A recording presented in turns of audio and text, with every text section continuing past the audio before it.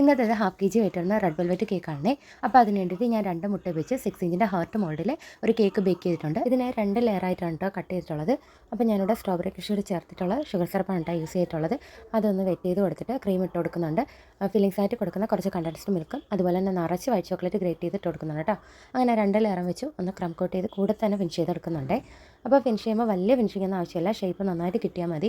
കാരണം ഞാൻ അതിൻ്റെ മുകളിൽ ക്രംസ് ഇട്ട് ഫില്ല് ചെയ്യാനാണ് കേട്ടോ വിചാരിക്കുന്നത്. അപ്പോൾ കേക്കിൻ്റെ ലെയർ കട്ട് ചെയ്യുന്നിടത്ത് ഒരു തിന്നായിട്ടൊരു ലെയർ ഇതുപോലെ കട്ട് ചെയ്തെടുത്തിട്ടുണ്ട്. ഇനി ഇതിനെ പാനിലേക്ക് ഇട്ട് ചൂടാക്കി തണുത്തതിന് ശേഷം മിക്സിയുടെ ജാറിലിട്ട് പൊടിച്ചെടുക്കുക കേട്ടോ. ആ ഒരു ക്രംസാണ് നമ്മൾ ഇതിൻ്റെ മുകളിലും സൈഡിലും ഒക്കെ ഫില്ല് ചെയ്യാൻ വേണ്ടി കൊടുത്തിട്ടുള്ളത് കേട്ടോ. പിന്നെ ഡെക്കറേഷന് വേണ്ടിയിട്ട് കുറച്ച് ഗോൾഡൻ കളർ ഫോണ്ടൻ്റാണ് എടുത്തിട്ടുള്ളത്. അത് ഹാർട്ടിൻ്റെ ഫോണ്ടൻ്റ് മോൾഡിൽ വെച്ചിട്ട് ഒന്ന് സെറ്റ് ചെയ്തെടുത്തിട്ടുണ്ട്. അതിനുശേഷം ടൂത്ത് പിക്കിൽ ഒന്ന് കുത്തി കൊടുക്കുകയാണ് കേട്ടോ ചെയ്യുന്നത്. സെയിം ഫോണ്ടൻ്റ് വെച്ചാണ് ഞാനിവിടെ ഹാപ്പി ആനിവേഴ്സറിയുടെ ചെയ്തിട്ടുള്ളത്.